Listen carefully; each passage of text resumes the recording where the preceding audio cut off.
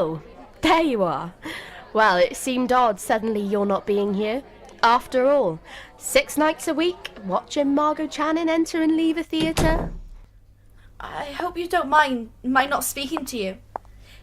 It took every bit of courage I could raise. To speak to a playwright's wife.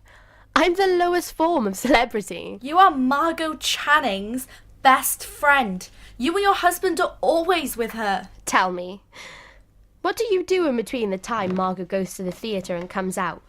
Just huddle and wait? No, I see the play. You see the play? You mean you've seen every performance? Yes. Well, apart from everything else, don't you find it expensive? Standing room doesn't cost much. I manage. Well, you're coming with me, young lady. I'm going to take you to Margot. Oh, no. Oh, yes. She's got to meet you. No, I'd be imposing on her. I'd just be another tongue-tied gushing fan. There isn't another quite like you. There couldn't be. Oh, by the way, what's your name, dear? Eve Harrington. It was Fort Sumter they fired on. Where's my cold cream? Lloyd, honey, be a playwright with guts. Write me a nice, normal woman who just shoots her husband. I find these wisecracks increasingly less funny, Margot. Aged in Wood happens to be a fine and distinguished play. Relax, kid. It's just me and my big mouth. Well, it's just that you get me so mad sometimes, of all the women in the world with nothing to complain about. Ain't it the truth? Yes, it is. You're talented, famous, wealthy people waiting around for you night after night just to see you, even in the rain. Autograph fiends, little beasts. They're your fans, your audience. They're nobody's audience. They never see a play or a movie even. They're never indoors long enough. Well, there's one indoors right now. I've brought her back to see you. You've what? She's just outside the door. The heave-ho. You can't put her out, Margot. She worships you. You must have spotted her by now. She's always there. Oh, I know. The mousy one with the trench coat and the funny hat. Yes. Come in, Eve. Margot, this is Eve Harrington. How do you do, my dear?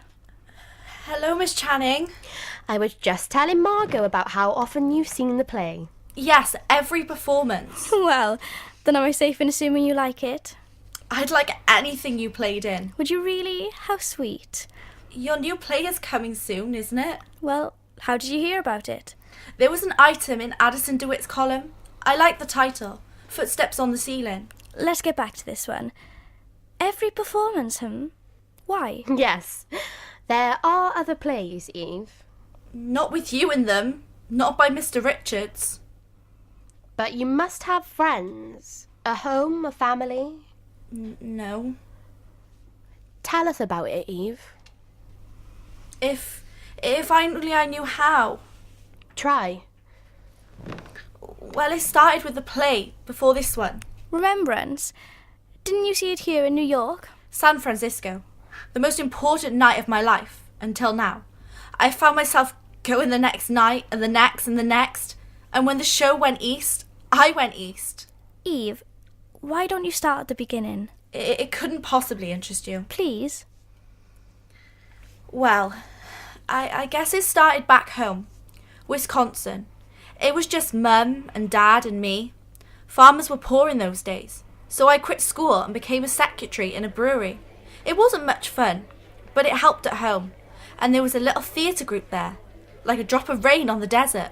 That's where I met Eddie. We played 3 times. Oh, I was awful.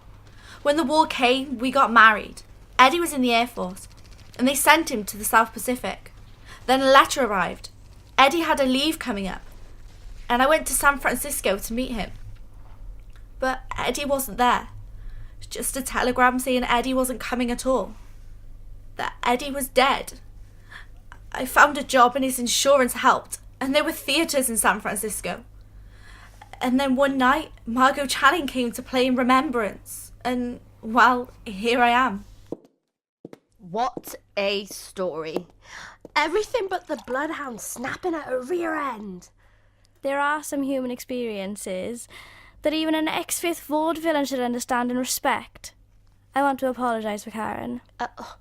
Sorry, Eve. It's just my way of talking.